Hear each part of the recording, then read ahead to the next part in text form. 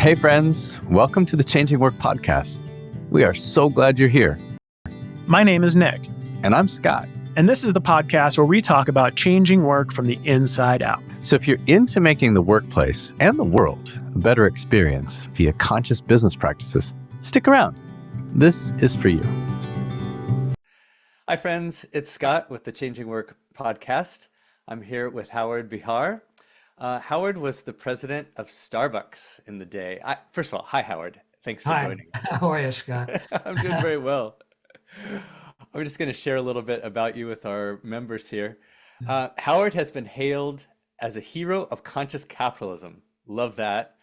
He's a passionate advocate for leading with purpose and a devoted student and teacher of the servant leadership model. And his mission is to nurture and inspire the human spirit, first for himself and then for others. He's written a couple books. First, It's Not About the Coffee, and also The Magic Cup. So welcome to you, Howard. Thank you. Thank you very much, Scott. Great to be here.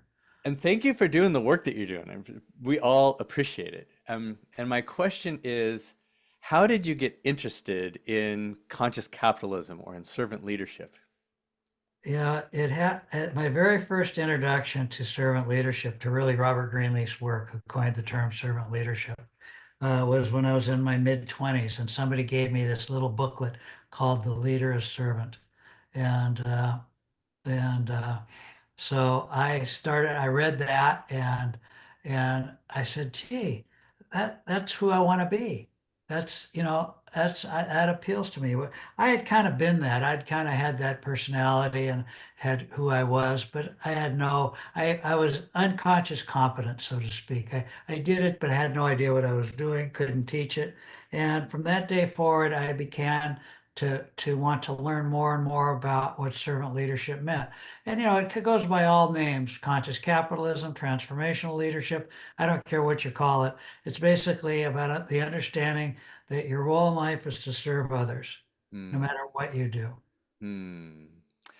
So how did that serve you? And how did it serve Starbucks? Like what Well, maybe, I yeah, brought go it ahead. with me to Starbucks. By the time I got to Starbucks, I was pretty well formed. I was in my mid 40s, and I had a belief in how people should be treated and how organizations should be led, and servant. It came under the guise of servant leadership. So when I first got to Starbucks, one of the very first things, in small entrepreneurial companies, it's about the product or service you're selling. The founder, it's all about what they do and what they created, and that was the same with Starbucks. It was about coffee, at least that's what they thought.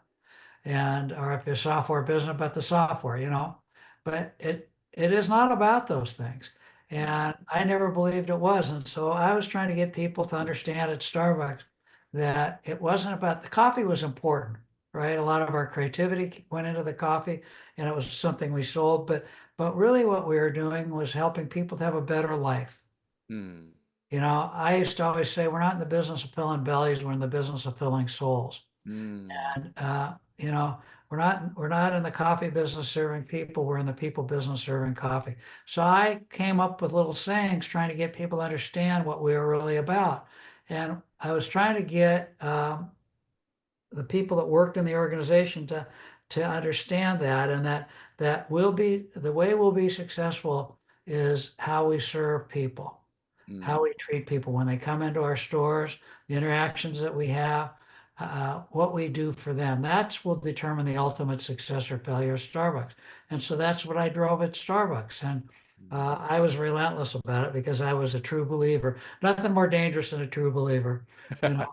That's And beautiful. I was a true believer, and I think it proved to be true. I think that everything that Starbucks has done well is because we have recognized and performed on this idea that we're there to serve people.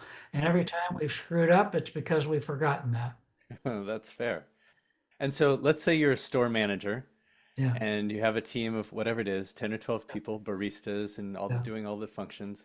yeah. And I might imagine that there are operational goals, Sure. right? Whether it's store targets or whether it's number of servings per Yeah, hour or whatever yeah. the operational goals are. How do you balance the two things when part of you is trying to figure out how do you make it faster and better, and then where's the service part come in with all that speed? Well, that's the problem, is that when you make the numbers God, then that's what you get. Mm, But if you make the people God, mm, right, then that's what you get. mm, So if you fire people because they missed their numbers, then that becomes how the place operates. I mm-hmm, never did that. I never believed in that. You could, as far as I was concerned, as long as you're putting in the effort and you're honest and you're doing the work that needed to be done, if you missed your numbers for 5 years in a row, I didn't care. mm-hmm, I mean, it didn't happen. That's not how it happened, but mm-hmm, but what I cared most about was how you treated people. First of all, the people you worked with, and the people that you were serving, because I truly believed that the numbers would take care of themselves, and mm, I believe that the numbers, performance takes care of itself. You can have goals, but sometimes you can get that stuff becomes everything, and mm, I think that screws up organizations.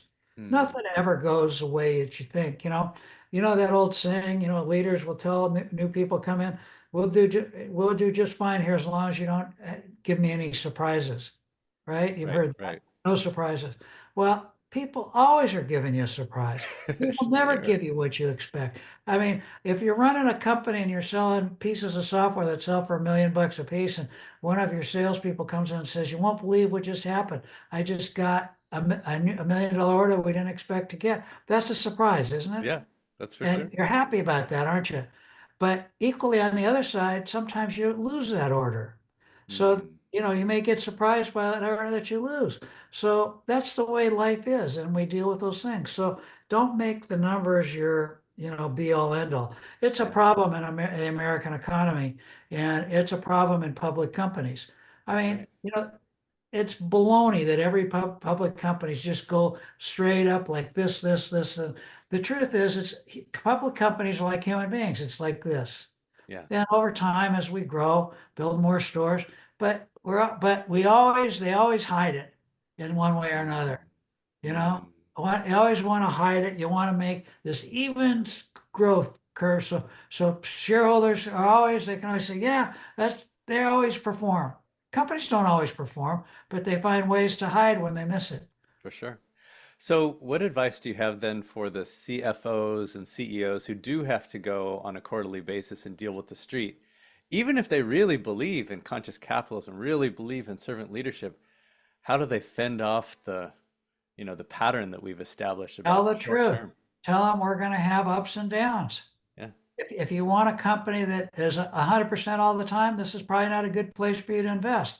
If you Yeah. want a company that over time is going to give you a great return on your capital, then this is probably a good place to invest. But if you expect it to always be that way forever and every quarter going to be that way, then we're not the right place. I mean, Jim Senegal, who's one of my all-time favorite people, he was one of the co-founders of Costco.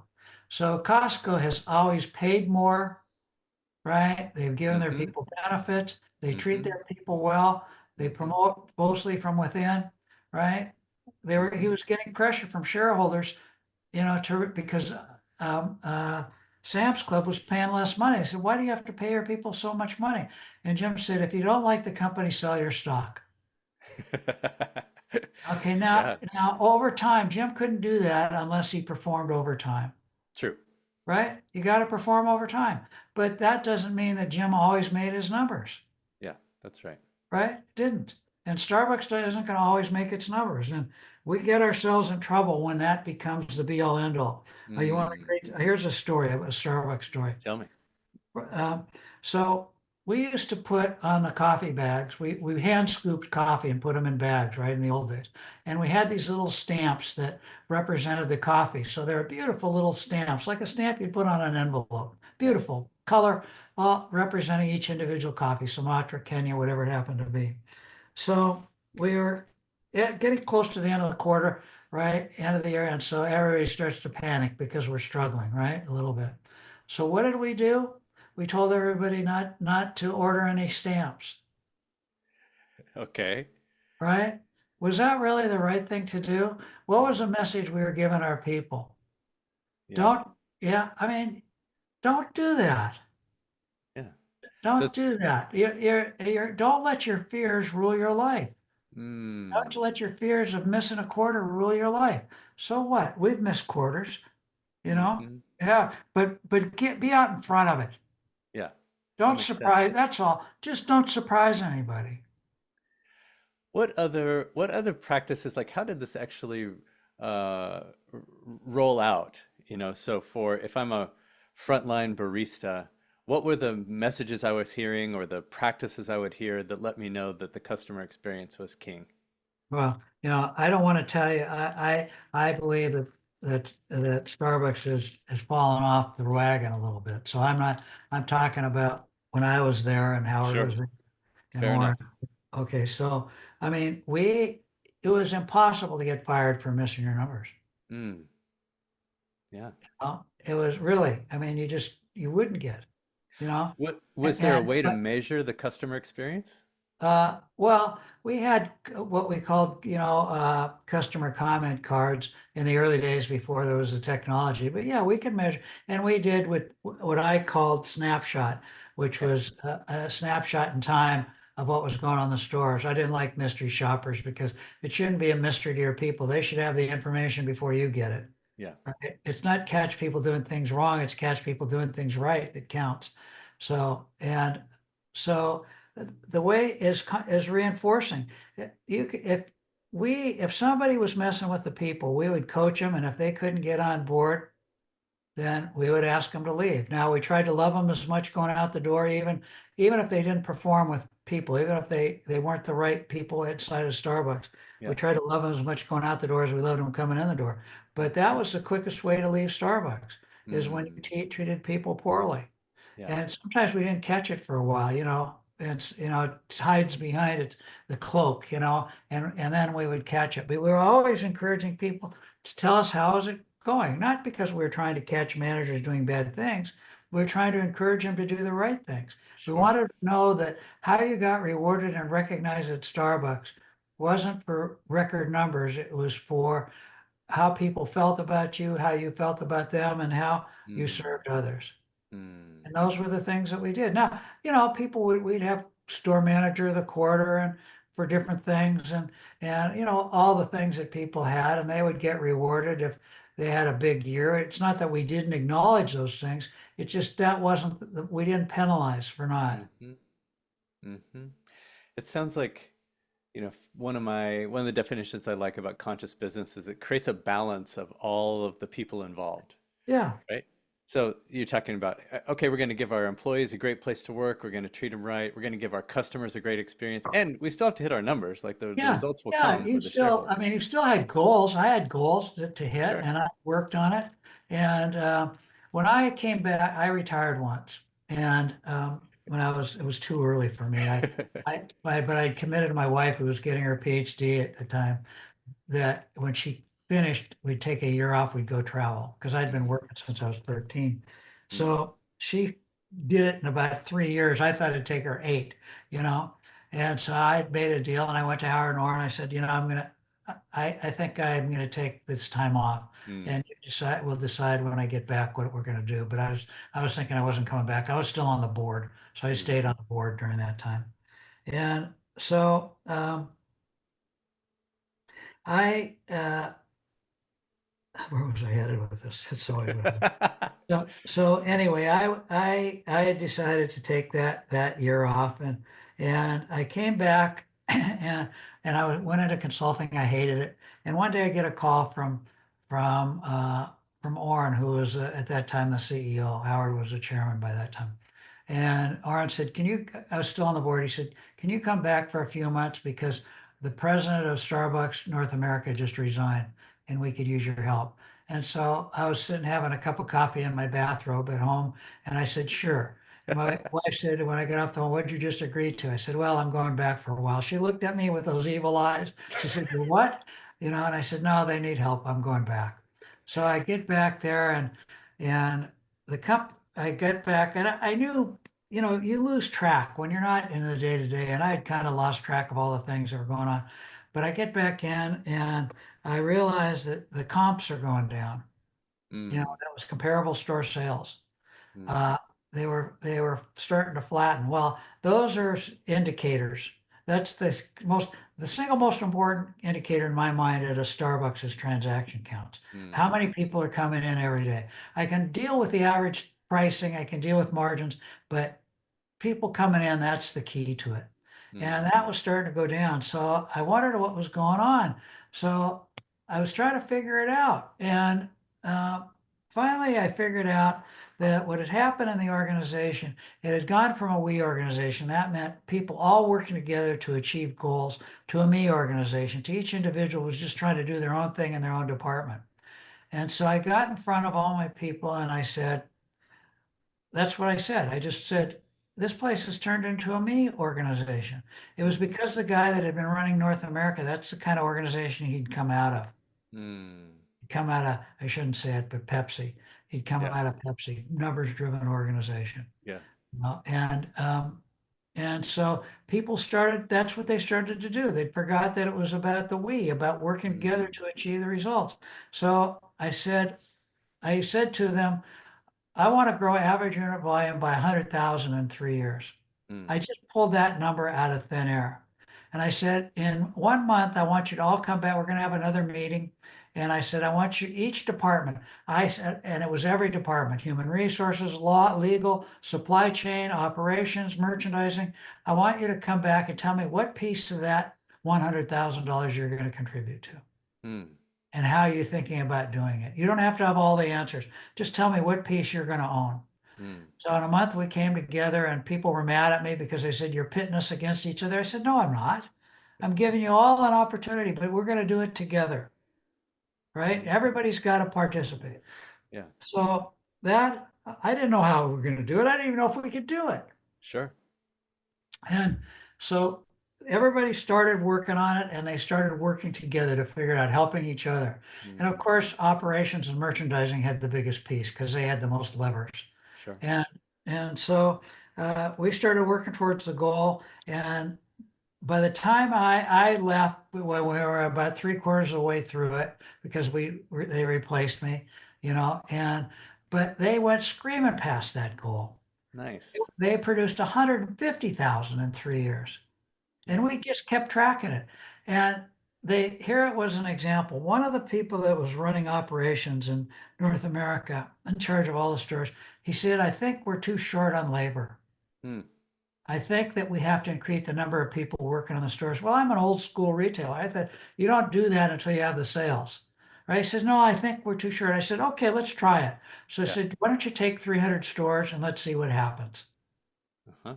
So he did, and he added labor into those significant amounts of labor and 300, increased our costs. Well, it was an abject failure. Okay. It didn't work. But there were 30 stores that took that money, those labor dollars, and blew their sales numbers out of the roof, right? And we Mm, looked at those 30 stores and we said, what did they do? mm, And we took with those 30 stores and we rolled it back out to 500 stores. And lo mm, and behold, we had almost an immediate 5% lift. We had too little labor in the stores. We didn't have enough people doing the service, and customers were walking out. yeah.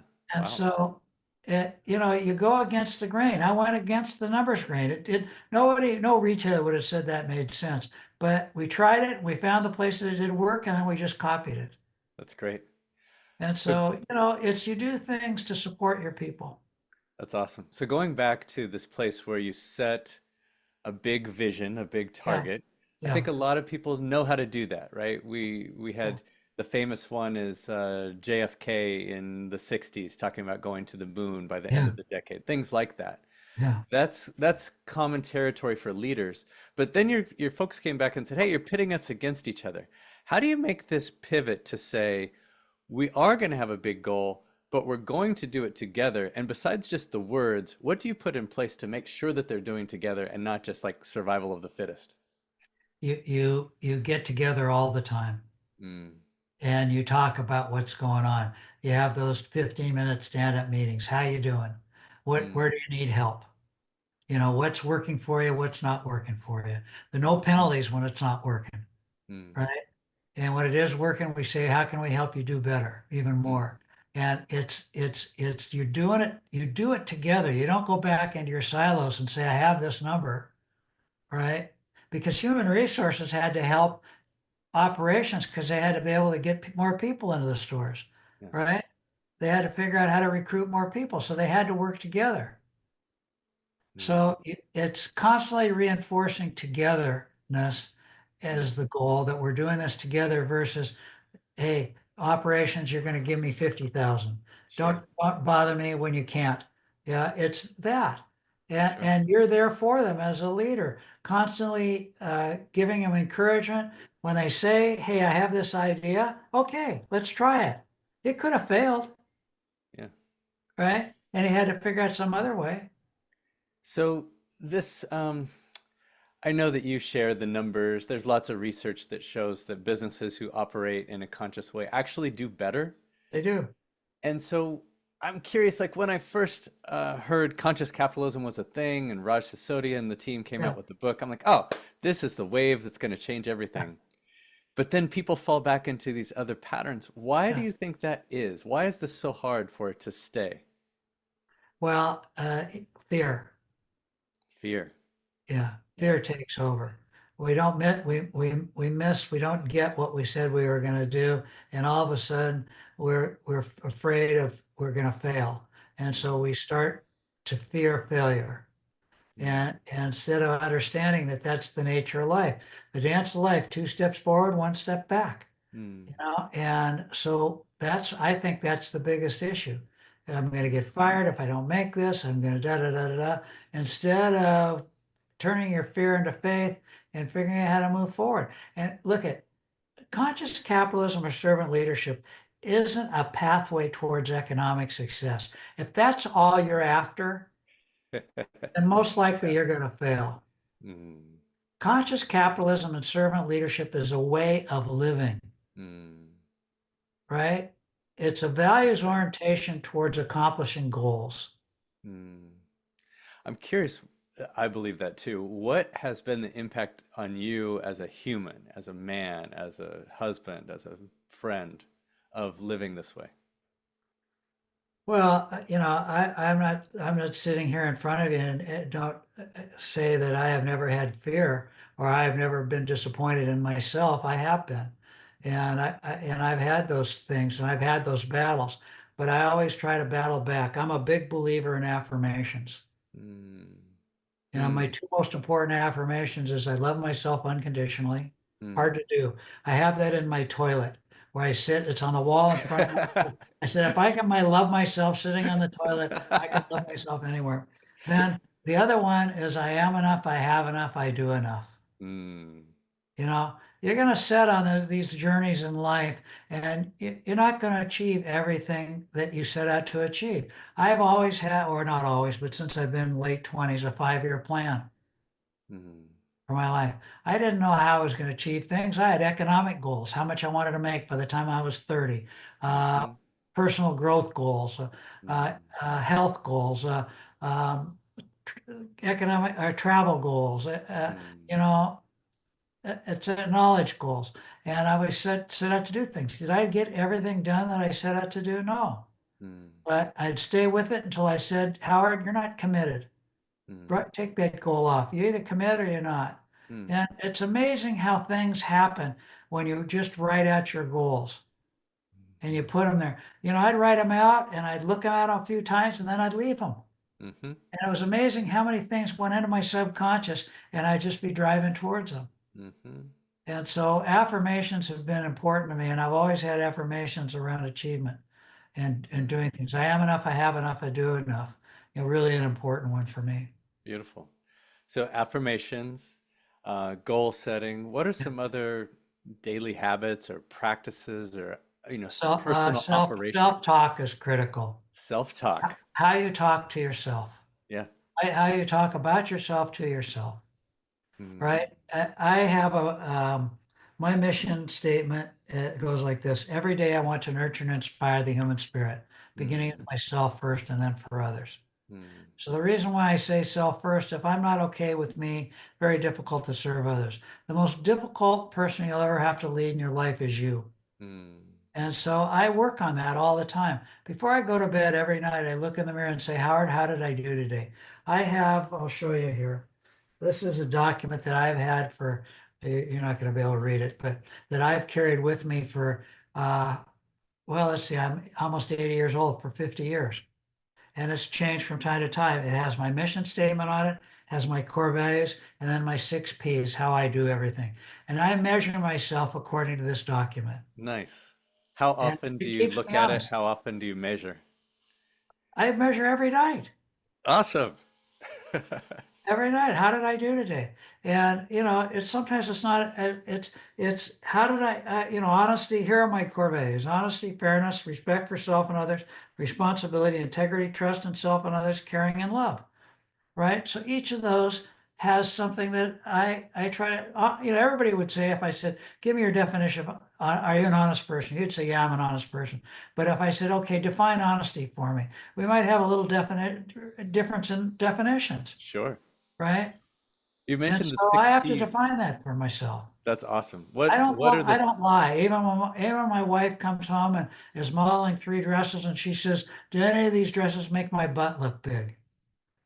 I tell her the truth. Now, in the old days when I was first married, you know, I might be afraid to tell her the truth, but now I know she really wants the answer. She might get mad at me, but it's okay. I have experience that says that doesn't always work, but you know. No, it doesn't. It doesn't. But if honesty is my first one, Yeah, I didn't say mean honesty, yeah, right? yeah. You can say I said anything if as long as it comes from a position of love is what I learned. love. Right, exactly. Yeah. Exactly. You mentioned the six P's. I'm curious in your Yeah. format, Yeah. what are the six P's? The What's the six model? P, the first P is everything I do in my life has to have a purpose greater than myself. It Mm, isn't about Howard, mm, right? It's bigger than me. So that's how I try to approach everything, is that it's bigger than me. The mm, second thing is if I have a purpose greater than myself, then I damn well better be passionate about it. I better mm, have energy against it. I better scream it from the highest mountaintops, right? And because it motivates me. Then the third P is persistence. What you realize in life is, and these rivers we call our lives, mm. right? There are rocks. And sometimes the rocks are below the surface of the water. We don't see them. Nobody tells us about them. We go smacking into them and we crash and burn. Sometimes those rocks are above the water line and we see them and we hit them anyway. We're Right. driving and we hear 'em and we don't, for some reason, we just don't turn away from them. And then there's some rocks that our parents or advisors tell us about, that they're out there somewhere and they warn us about them and we don't pay any attention to their advice. So we got to be persistent. When we hit those rocks, we got to get through them, over them, around them, or we got to blow them up, Mm, And then the fourth P is patience. Now you'd say, well, how is patience? Isn't that different from persistence? Well, patience and persistence are different because not everything comes in the time frame you want. mm, I'm trying to get to this goal. I want to make $100,000 a year by the time I'm 30 years old. mm, Maybe you'll make it. Maybe you won't make it, but you have to have patience. If you want to make $100,000 a year in your life, right? You devise a plan to do it, and sometimes it takes longer, you know. So you have to have patience in life. It's not always going to come when you want it. And the most important person you have to have patience with is yourself. But you also mhm, have to have patience with the people that you're working with. Not mhm. everybody gets on board at the same time that you do. They just don't. So That's have right. patience with them. Now, there's a time when you have to say, you're not getting this, and what's keeping you from getting this done? And what can I do to help you? And then there's a time that says, I just don't think that you're going to make it here, Mhm, but I love you and I'll help you on the way out. mhm, And then the fifth P is performance. Performance matters. mhm, We don't like to be measured, but the facts are we're getting measured every day. And if you're mhm. married, you'll know what I mean. Right? Now For sure. you might not get a performance review, but every day, but you're getting measured. I always say tonight, here's what I want you to do. I want you to go home and I want you to take your wife, your significant other, your husband's favorite bottle of wine. I want you to buy 2 Rydell glasses, really nice glasses, $60 a piece. And you bring home the bottle of wine. You say, "Hey, honey, I'm home. Hey, I brought your favorite bottle of wine. You want to have a little glass of wine?" And then you sit down and you say, honey, there's something I'd like to talk to you about. Today is going to be your annual performance review, right? Uh-huh. As your butt's bouncing across the floor as she's kicking you out of the hell, right? But performance counts. You know, if you're in charge of taking out the garbage, take out the garbage. If you say to your son or your daughter, I'm going to be at your soccer game, be at your soccer game. If you promise your coworkers you're going to get X done, get X done, or tell them early why you're not. I mean, not Mhm. everybody gets everything done that they say they're going to do. Just be Mhm. out in front of it and understand that you have a commitment to others and to yourself to perform. And then the 6P, the most important P, everything we do in life is about serving people. I don't care Mm. whether you're a doctor, a lawyer, an engineer, a fire chief, or a lowly widget maker that makes a widget that goes into a printing press that gets sold to a publishing company that produces a magazine or a newspaper to inform or entertain the people that it gets delivered to, Mm. right? You know, you're serving people. Beautiful. I love it. I wrote them down. I'm curious if you have a format or a template that you use. I'd be, I Uh, love these tools that help. I don't. I have a mission statement and I have my core values, and then I define my core values because values are just words until you turn them into actions. And then my Yeah, 6P is how I want to do everything in my that's life. pretty good. I like it. Mission, vision, values, define values, six Mhm. P's. Beautiful. That was worth the price of admission alone. Thank you. Oh, thank you. I didn't charge you anything for it. See, so Yeah, it's that's free. great. That's Yeah. great. I know Except you listen. one of You had to listen, so there was a price. the cost of our time, right? Yeah. I know one of your lessons you share is only the truth sounds like the truth. Yeah. What do you mean by that, and why is it important? Well, I'm a storyteller, so here's how that I got to that. Whoops. Yeah, you're good. Am I good? Yep. Okay. All right. Uh, so I was the first time I ever, you're talking to a guy that barely got out of high school. I never, I had 2 years of community college. I never graduated from college. Mm, So, I always believed that if I was going to make it, I had to be willing to pick up the cigarette butt. So I did the things that other people wouldn't do. But finally, I got an opportunity to be president of a company. I won't go through the whole story. So I had this opportunity to be president of a company, and the way I got the opportunity, it was in the company was in trouble, and they'd fired the president, and they were looking for somebody that was sucker to take it, I guess. And I pitched myself to the board and said, I think I can turn this around. uh-huh. And so I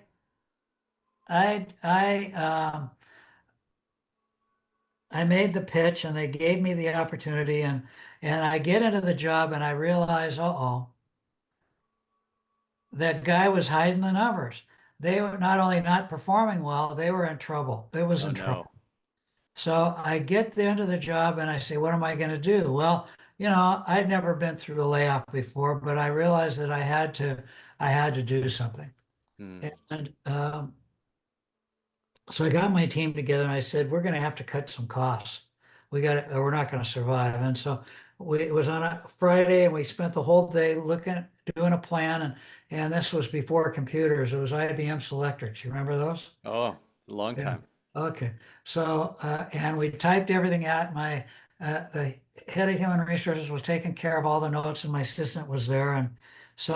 And we laid out the plan of which departments, where we were going to cut.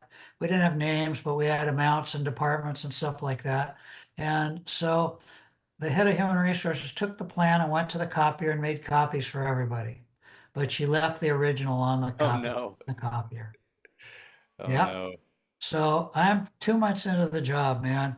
So that Friday night, my phone was ringing off the hook. Somebody got a hold of it and started calling around to people. And sure enough, right, I thought, man, I'm in trouble now. So I got everybody back together on Saturday morning and I said to everybody, here's what's happened. And I went around the room. I said, what do you think we should do? Mm, Well, the majority opinion was just tell everybody we're not really going to do it. We're getting ready and thinking about it. So don't worry about it, et cetera. And my assistant, her name was Lori Christmas. I'll never forget. She mm, poked me on the shoulder. And I looked at her. I said, what, Lori? She said, Howard, only the truth sounds like the truth. Mm. Yeah. Only the truth sounds like the truth. So I said, Lori, you're right. Mm. So I said to everybody, I said, we're going to tell everybody the truth on Monday morning. Mm. So I called a full company meeting on Monday morning. We had this big gym with bleachers and everybody was sitting in Mm. the bleachers. And I laid it all out. Mm. I said, here's where we are. You didn't know, I didn't know this, I didn't know what was wrong. But I figured out we had to do something. And one person stood up, a young guy, and he said, Howard, I just want to thank you for telling us the truth. And he said, I don't know if I'm going to be one of the ones that get laid off, but I'm here to help you get through this. Even if I am one of the ones that gets laid off, I'll help you. One by one, everybody in the room stood up and they all started clapping. Wow. It was one of the most valuable leadership lessons I ever got. Only the truth sounds like the truth. Don't be Mm. fearful of telling your people the truth. They can deal with it. I don't mean scare them. Tell them the truth, but you can be hopeful and optimistic and still tell them the bad news. Yeah. And that's where it came from. That's I right. still have it on my office wall. Only the truth sounds like the truth. And we can also do it in a compassionate way, and we Yeah, can still do it, yeah, right? you can The still idea do it. Yeah. the idea that we're servant leaders doesn't mean that we never do layoffs or we never have hard conversations. No, I have fired a lot of people in my life, but I always did it with love in my heart. And if you're going to do a layoff, be at the front door, right? Makes sense. I know you have another lesson. I'd love to hear the story behind this. The person who sweeps the floor should choose the broom. Tell me Yeah. about that one. Well, um, every company of any size has these handbooks, right? And you give them to everybody as they come in the company. So, and it's under threat of death if you break any of the rules. So the first thing you do is to start scaring people. Don't do anything, right? Don't screw up anything, right? But I believe the opposite of that. Let's just take the example of floor sweepers. So you're recruiting for a floor sweeper, and you run these ads and you interview people and you finally settle in on Jim. Jim's going to be the person you want to hire. So you bring Jim into the organization, and instead of scaring Jim, you tell Jim, Jim, here's what we're trying to do at this company overall. Here's our greater purpose. We're trying to fill souls, not bellies. And here is your role, right? People love clean stores when they come in to visit us. And so your job here is to make sure that we have absolutely clean floors. And we have 6 brooms for you to choose from. We have a right-handed broom, we have a left-handed broom, we have a straw broom, we have a plastic broom, and we have a push broom. You can choose any of those brooms you want. And Jim, here's my advice to you. I'm going to give you the telephone numbers of 5 or 6 other people that have your job in the company. And I'd like you to call them and find out what's working for them. And Jim, I like to get together with you in 2 weeks and see how you're doing. So in 2 weeks' time, Jim comes back in and you can tell there's a twinkle in Jim's eye and he's excited about something. And he says to you, Hey, Howard, you know, I got to tell you something. I was on the internet the other night and I was looking at brooms. And I think I have found a broom that could possibly increase my floor sweeping productivity by 10%. You know how many bosses would say, Jim, just use the broom I gave you? Right. How many bosses would roll their eyes and saying, sorry, Jim, the purchasing department will only let us use the broom that they bought, Right. right? So when let the person who sweeps the floor choose the broom. When you hire somebody you bring somebody in your company, give them a chance to make a mistake. Give them a chance to make input. Now, I'm not advocating for anarchy. I'm not saying that the guy that we bring in to sweep the floor should choose the IPO price for the company. I'm just saying he knows Jim knew more about what it took to sweep a Mm. floor than I would ever have known. Mm. And that's the same in all parts of the company. I love it. Frappuccino got developed, became a $4 billion business because of a woman named Dina Campion, who's a Mm. district manager in Southern California. And she had goals to serve her people and to increase productivity in the stores and to increase sales. And she saw this type of drink at another company. And she said, we got to have that. And she kept pushing us to do it. And we pushed back. We said, we don't want to do that. We're in the coffee business. We don't make these ice drinks, right? And but finally she pushed enough and we snuck it into the company. I gave her permission to try it. And in those days you could do stuff like that. And it turned out to be a $4 billion business. So Dina's broom was Frappuccino. I love it. And how do you, so you made it a really important point back in Yeah, the days when you could do that. Do you yeah, think it's possible to grow and scale like every company wants to do and yeah. still allow for this local creativity to happen? Yes, yes, I do. You Yeah. got to be. I don't like rules. I didn't like having rules for myself. I had four rules: don't do anything illegal, don't do anything immoral, don't do anything unethical, and sure as hell don't poison anybody. That was important in our business, Oh right? yeah, yeah. So within those guidelines, you ought to be able to try things. Now, you got to have processes to do it, but you got Hmm. to give people a chance to come in and tell you about their idea, and you got to have a way of doing it. They call it the suggestion box, but I'm not so much for suggestion boxes. I Hmm. think leaders have to be out in the field. I had three questions I asked everybody Hmm. when I went into Starbucks, baristas, store managers, even customers. I said, what do you like about Starbucks? What don't you like about Starbucks? What should we change about Starbucks?